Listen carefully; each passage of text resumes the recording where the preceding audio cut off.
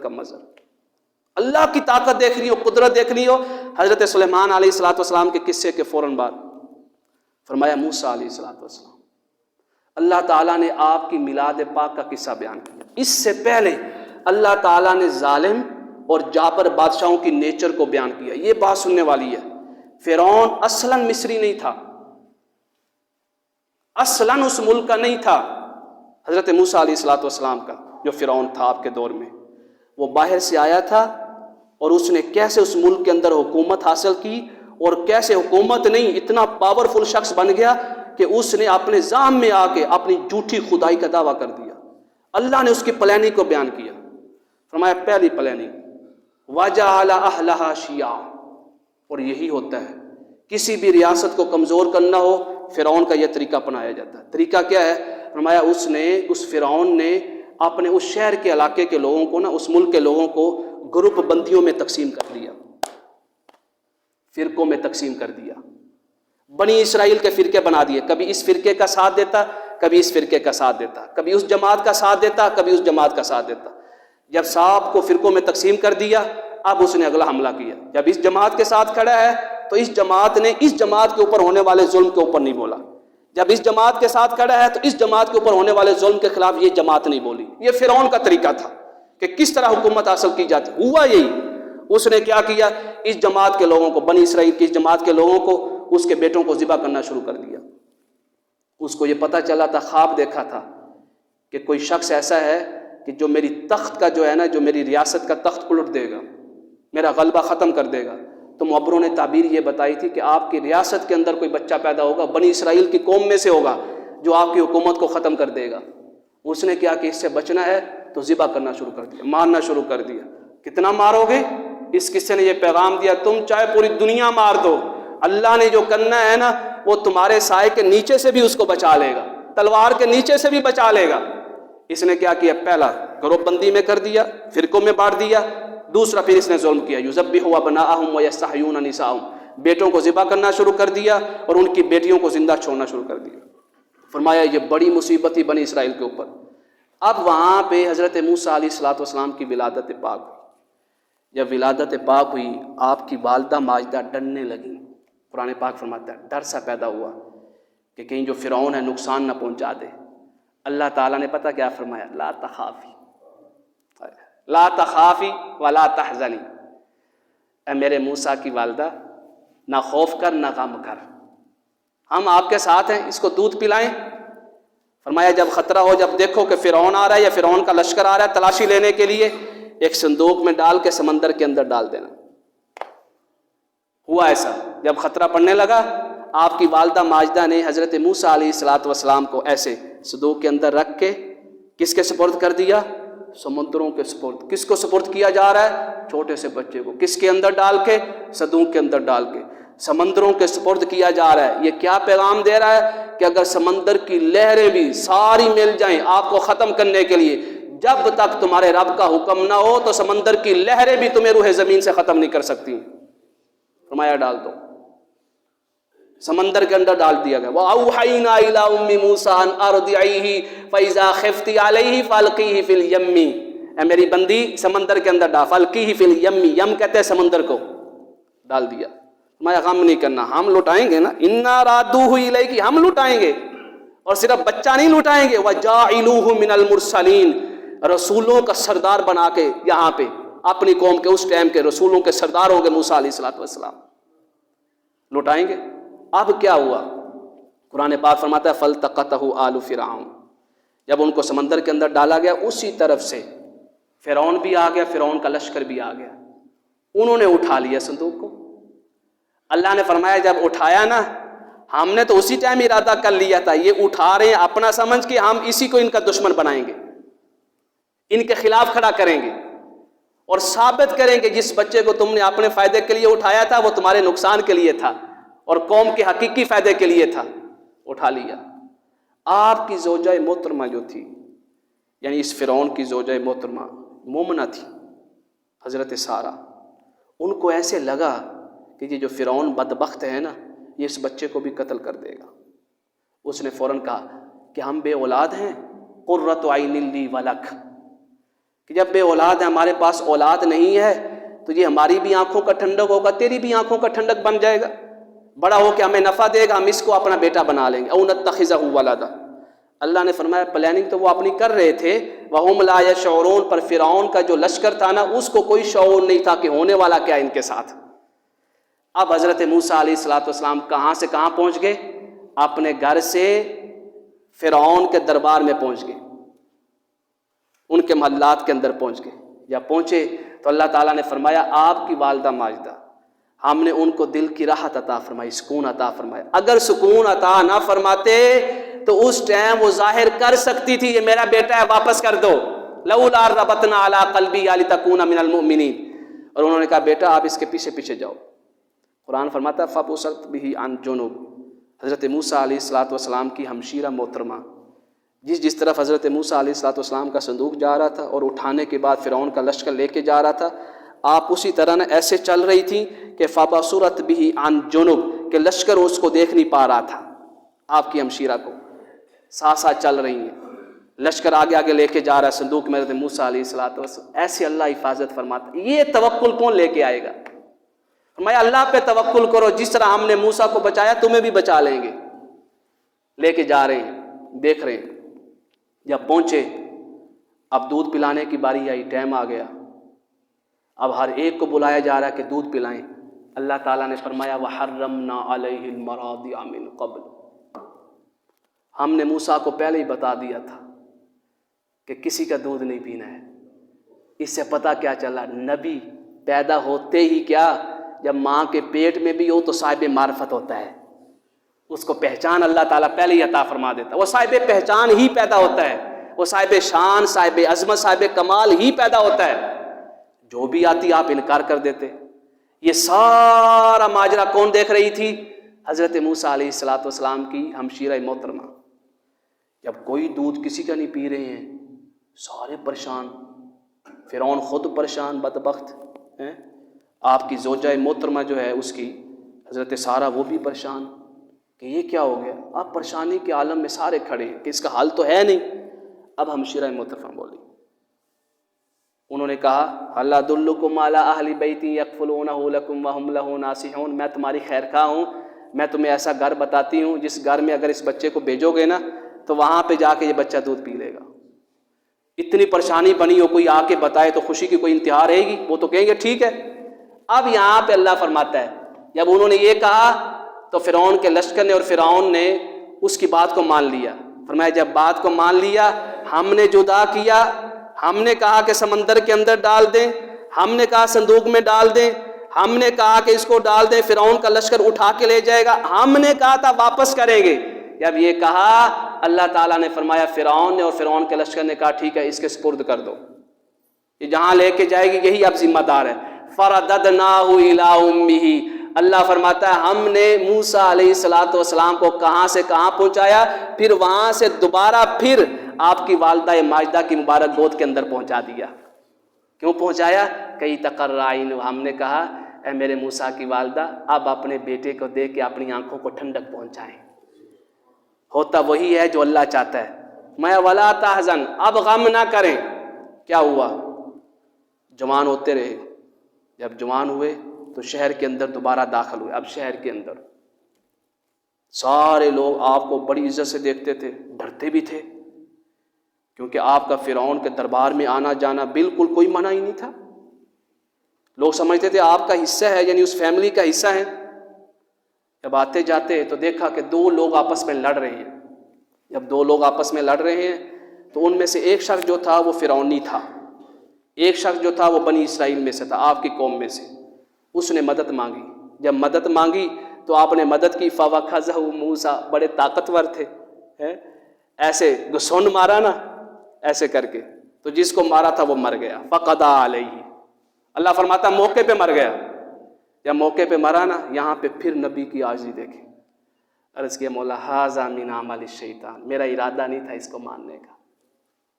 قال عاجزی انکاری دیکھیں انبیاء کرام، انی ظلمت نفسی فاغفر لی فغفر، مولا مجھے معاف کر دے، انہ هو الغفور الرحیم، تو معاف کرنے والا ہے۔ پھر عاجزی دیکھیں، ربی بما انعمت علیہ، تو نے میرے اوپر بڑا انعام کیا ہے، فلن اکون ظہیرا للمجرمین، میں مجرموں کی مدد کرنے والا نہیں ہوں۔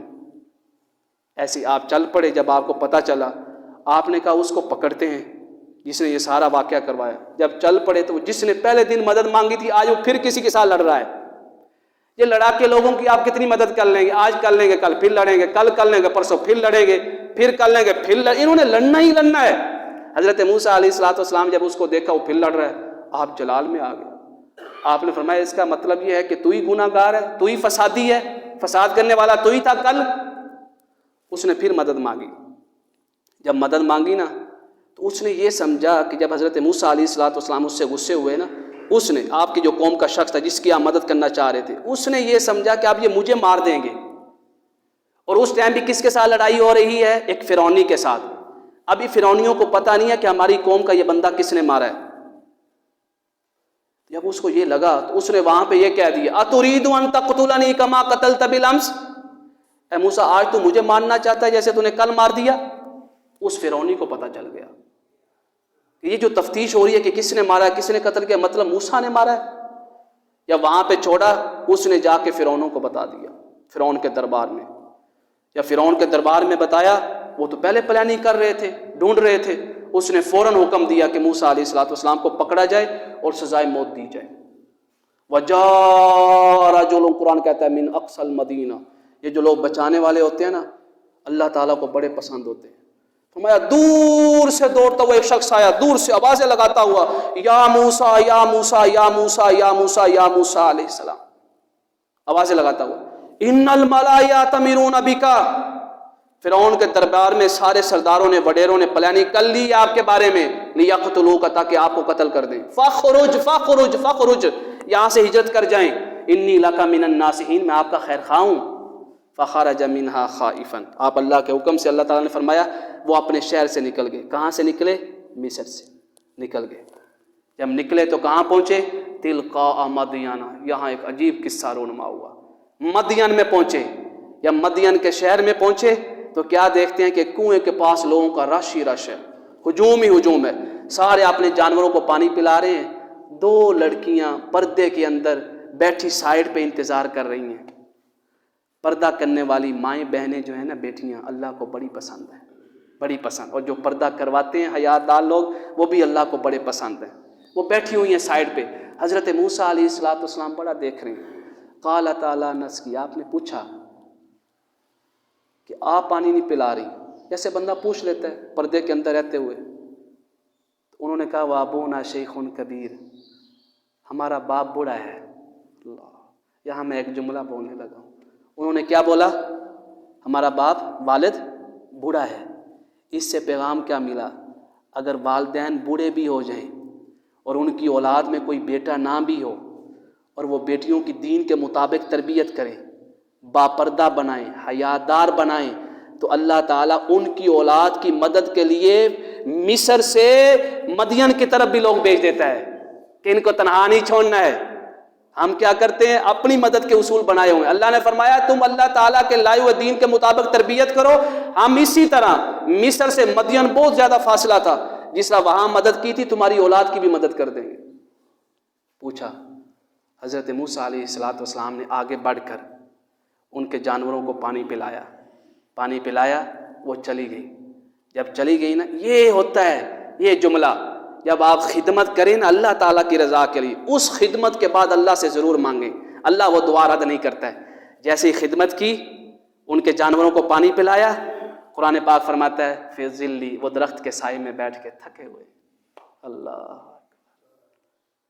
درخت کے سائے میں بیٹھے، پھر دعا کی ربی انی لما انزلت الی من خیر فقیر، میں اجنبی ہوں اس سرزمین پہ، مجھے بہترین گھر عطا فرما، رہنے کے لیے بہترین گھرانہ عطا فرما۔ دعا کی، ادھر دعائی کی تھی فجاءتہ احداہما تمشی علی استحیاء، ان دونوں میں سے، ان دونوں بچیوں میں سے ایک بچی حیا کے ساتھ، اللہ اللہ، حیا کے ساتھ باپردہ چلتی ہوئی آ رہی ہے، اس کے قدموں کی آہٹ بھی کوئی نہیں سن پا رہا، اور ہماری بچیوں کی آوازیں پورا محلہ سن رہا ہوتا ہے۔ تمشی علی، اللہ تعالیٰ نے کس انداز میں اس کی تعریف کی، تمشی علی استحیاء، حیا کے ساتھ باپردہ ہو کے چلتی ہوئی آ رہی ہے۔ اور اس نے عرض کی حضرت موسیٰ علیہ الصلوۃ والسلام سے، اِنَّا أَبِي يَدْعُوكَ، یہ ہے دعا کی قبولیت، میرا والد جو ہے وہ آپ کو بلا رہا ہے۔ کیوں بلا رہا ہے؟ تاکہ وہ آپ کا معاوضہ ادا کر دے، جو آپ نے ہمارے جانوروں کو پانی پلایا ہے۔ آپ چل پڑے، جب چلے تو وہ کون تھے؟ قرآن پاک فرماتا ہے حضرت شعیب علیہ السلام۔ آپ نے دعا کیا کی تھی؟ بہترین گھرانہ عطا فرمانا۔ تو اللہ تعالیٰ نے ایک نبی کو کس کا گھرانہ عطا فرمایا؟ بہترین گھرانہ ایک نبی کے حضرت شعیب علیہ السلام کا۔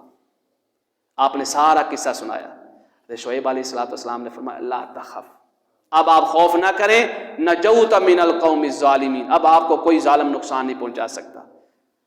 وہاں پہ ساتھ دوسری بیٹی کھڑی تھی۔ قرآن پاک فرماتا ہے حیا کے اندر، حیا کے الفاظ دیکھیں، قرآن پاک بار بار ریپیٹ کر رہا ہے۔ حیا کے اندر رہتے ہوئے اس بچی نے اپنے ابا سے عرض کی، ابا جان کیوں نہ ہم اس کو ملازمت پہ رکھ لیں؟ ابھی ان کو نہیں پتا چلا یہ اللہ کے نبی ہیں، ان کو ملازمت پہ رکھ لیں۔ ان خیر من استاجرت القوی الامین، ہم نے دیکھا یہ نوجوان بڑا باحیا ہے، دوسروں کی عزتوں کی حفاظت کرنے والا امین، ہم نے اس کو دیکھا ہے وہاں پہ، اس نے نگاہ اٹھا کے بھی ہماری طرف نہیں دیکھا، تو کیوں نہ اسی کو ملازمت پہ رکھ لیں، ہمیں ضرورت بھی ہے۔ وہاں پہ شعیب علیہ السلام نے فرمایا 8 سال اگر آپ ملازمت کریں گے میرے پاس تو میں اپنی ایک بچی کا نکاح آپ کے ساتھ کر دوں گا، اور اگر 10 سال پورے کر لیں گے، 8 حجج فإن أتممت 10 فمن عندك، اگر 10 سال پورے کر لیں گے تو یہ آپ کی خواہش کے اوپر چھوڑ رہا ہوں، لیکن آپ میری طرف سے کوئی ظلم نہیں پائیں گے۔ 10 سال آپ نے خدمت کی، کس کی خدمت کی؟ ایک نبی کس کی خدمت کر رہا ہے؟ ایک نبی کی، حضرت شعیب علیہ السلام۔ 10 سال کے بعد خدمت کی تو اللہ تعالیٰ فرماتا ہے کہ انہوں نے وعدے کے مطابق اپنی بیٹی کا نکاح حضرت موسیٰ علیہ السلام سے کر دیا۔ نیک اور صالح، اس پیغام سے ایک اور کیا پیغام ملا اس قصے سے؟ نیک اور صالح لوگ دنیا کے کسی بھی کونے میں ہوں، اور ان کے لیے اللہ تعالیٰ رشتہ جو نیک اور صالح ہوتا ہے نا، دنیا کے دوسرے کونے سے بھی پہنچا دیتا ہے۔ رشتوں کے حوالے سے جو پریشان رہتے، فرمایا نیک اور صالح بن جائیں۔ حضرت موسیٰ علیہ السلام شادی کر کے آنے لگے، جب آتے ہیں طور سینا کی وادی میں، قرآن فرماتا ہے فی الطور، سورہ طٰہٰ کے اندر، طور سینا کی وادی میں، ہم نے طور کا پہاڑ دیکھا الحمدللہ، طور سینا کے پاس جب پہنچے تو انہوں نے آگ کو دیکھا، سردیوں کا موسم تھا، سردیوں کی راتیں تھیں۔ آپ نے فرمایا کیوں نہ میں آگ دیکھ رہا ہوں، اس آگ کے پاس جاتا ہوں، کچھ نہ کچھ شعلے لے کے خود بھی آگ سیک لیں گے، کوئی نہ کوئی ضرورت بھی پوری کر لیں گے، کوئی شے بنا لیں گے، پکا لیں گے۔ اب آگ کے پاس آئے، یہ صرف ایک ڈائریکشن تھی، کس کے لیے؟ جہت تھی کس کے لیے؟ حضرت موسیٰ علیہ السلام، اللہ تعالیٰ کے لیے نہیں۔ اللہ تعالیٰ ہر ڈائریکشن، ہر جہت، ہر تعین سے پاک ہے۔ کیوں؟ جہتیں اور ڈائریکشن، دائیں بائیں آگے پیچھے، یہ کیا ہیں؟ ڈائریکشنز ہیں نا، جہتیں ہیں، یہ کیا ہیں؟ مخلوق ہیں، اللہ نے پیدا کی ہیں۔ تو ایک مخلوق کا محتاج خالق کیسے ہو سکتا ہے؟ اللہ تعالیٰ کے لیے جہت نہیں ہے۔ جب آگ کے پاس گئے، آواز آئی، اللہ اکبر، اللہ تعالیٰ تنہا نہیں چھوڑ رہا اپنے موسیٰ کو۔ مصر سے چلے مدین، تنہا نہیں چھوڑا، مدین سے واپس مصر آ رہے ہیں، تنہا نہیں چھوڑ رہا اپنا اللہ تعالیٰ کا۔ فرمایا موسیٰ ہم آپ کے ساتھ ہیں۔ آواز آئی، یا موسیٰ انی انا اللہ رب العالمین، اے موسیٰ میں تمہارا رب ہوں۔ اللہ تعالیٰ نے فرمایا اطمینان قلب کے لیے موسیٰ علیہ السلام کے، فرمایا وَأَنْ أَلْقِ عَصَاكَ، اے موسیٰ اپنا عصا زمین پہ پھینکے۔ جب اپنا عصا زمین پہ پھینکا تو وہ سانپ بن گیا، چلنے لگا۔ حضرت موسیٰ علیہ السلام تھوڑا سا ڈرے بشری تقاضے کے مطابق، تو اللہ تعالیٰ نے فرمایا یا موسیٰ لا تخف، نہ ڈرے، آپ اس کو دوبارہ ہاتھ لگائیں، یہ پہلے کی طرح ہو جائے گا۔ آپ نے اس سانپ کو پکڑا، تو جب پکڑا تو جیسے ہی پکڑا تو وہ عصا بن گیا، دوبارہ عصا بن گیا۔ اللہ تعالیٰ نے پھر پیار بھرا کلام فرمایا، اے میرے موسیٰ بتا اس عصا کے ساتھ آپ کیا کرتے ہیں؟ اللہ، اس عصا سے کیا کام لیتے ہیں؟ عرض کیا مولا حش بہا علی غنمی، درختوں کے پتے جاٹتا ہوں تاکہ اپنے ان جانوروں کو کھلا سکوں۔ ولی فیہا معارب اخری، اور اس سے اور بھی بڑے کام ہیں، واتقی، اور میں اپنی ٹیک لگا کے کبھی کبھار اس کے ساتھ بیٹھ جاتا ہوں۔ اللہ تعالیٰ نے اتنا فرمایا۔ یہ سارا کلام کرنے کے بعد اللہ نے فرمایا موسیٰ ہم آپ کے ساتھ کلام کر رہے ہیں، اب وہ وقت آ گیا ہے کہ جھوٹے خدا کے تخت کو تاراج کر دیا جائے، ختم کر دیا جائے۔ اذهب الى فرعون انه طغى، اب آپ فرعون کی طرف جائیں۔ الآخر فرعون کے دربار میں پہنچے، جادوگر والا واقعہ سارا ہم تفصیلاً بیان کر دیا گیا ہے۔ اس کے بعد جب فرعون ہدایت کی طرف نہیں آیا، اس نے توحید کا پیغام نہیں مانا، اللہ تعالیٰ نے فرمایا میرے موسیٰ اپنی قوم کو لے کے چل پڑے، یہاں سے لے جائیں۔ جب قوم کو لے کے چل پڑے تو فرعون کا سارا لشکر، خود فرعون بھی پیچھے پیچھے، جب وہ پاس پہنچا نا لشکر پاس آ کے، تو بنی اسرائیل نے کہا، آپ کی قوم نے، یا موسیٰ انا لمدرکون، ہم تو پکڑے گئے ہیں، یہ تو ہمارے پاس پہنچ گیا لشکر۔ آپ نے بڑا پیارا جملہ بولا، توکل دیکھیں انبیاء کا توکل۔ آپ نے پتہ کیا جملہ بولا؟ جب بنی اسرائیل نے کہا یہ پیچھے کھڑے ہیں ہمیں پکڑ لیں گے، کلا، فرمایا ہرگز نہیں، یہ ہمیں نہیں پکڑ سکتے، ان معی ربی سیہدین، آج میرا رب میرے ساتھ ہے۔ فرعون کا لشکر آپ کے پیچھے بالکل کھڑا ہو، جھوٹے خدا کا، اس کے خلاف آپ کھڑے ہو، اور آپ کو وہ قتل کرنے کا ارادہ کر رہا ہے، آپ کی قوم کو مارنے کا ارادہ کر رہا ہے، وہاں اگر آپ جملہ بولتے ہیں نا، ان معی ربی سیہدین، میرا رب میرے ساتھ ہے، وہ مجھے تنہا نہیں چھوڑے گا، وہ ایک توکل کا منتہا کمال ہوتا ہے، نقطہ عروج۔ وہ پیچھے پہنچ گیا، سامنے سمندر آ گئے۔ حضرت موسیٰ علیہ السلام جیسے جملہ بولا، اللہ تعالیٰ نے وہی فرمایا میرے موسیٰ، آپ اور آپ کی قوم، آپ ان دونوں کو لے کے اپنی قوم کو اور خود کو سمندر کے اندر چل پڑے، بغیر تأمل کے، بغیر سوچے۔ ایمان دیکھیں، یقین انبیاء کرام کا۔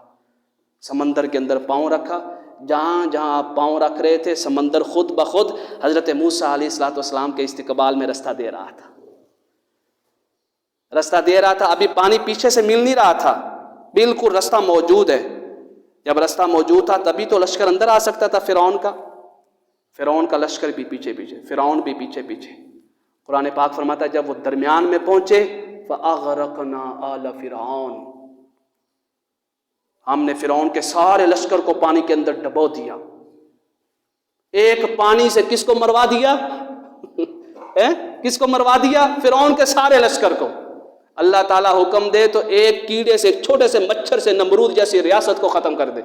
میں تم لوگ کیا ہو؟ تمہاری کوئی اوقات نہیں ہے اگر تم شرک میں جاتے ہو، اور اگر تم توحید کے اوپر آتے ہو ساری عظمتیں تمہیں عطا کر دوں گا۔